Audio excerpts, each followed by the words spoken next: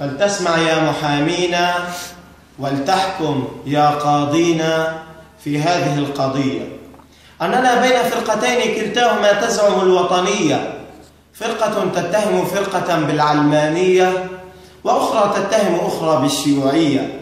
أنا لا أعلم العلمانية ولا الشيوعية ولا الليبرالية، أنا فقط أعاني من الحزبية، أنا فقط أعاني من العنصرية.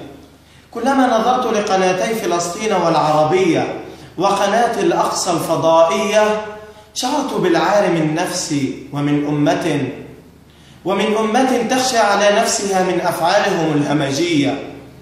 هما تنظيمي فتح وحماس، هما تنظيمي فتح وحماس، فحم أسود عندهم كل الناس، أما هم ففيهم نقاء الألماس.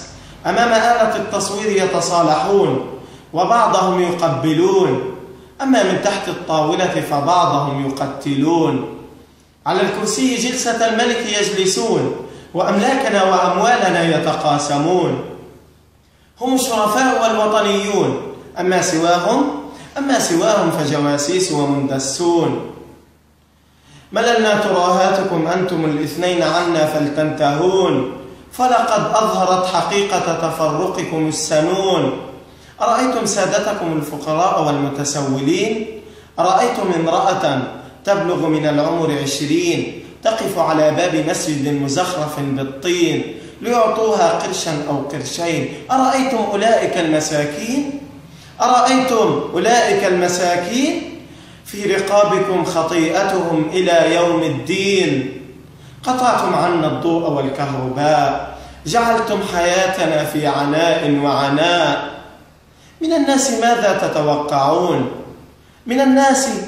تتوقعون؟ الليل بالنهار يصلون، في هم الكهرباء والماء يفكرون. أتعتقدون أنهم سيخافون من سيفكم الذي به تلوحون أم من راتبكم الذي به تهددون؟ أما العمر فبيد الخالق والرزق بيد الرازق. في بداية الأمر قررت أن أذوق المرض وأخفي هذا الشعر عن أعينكم والنظر.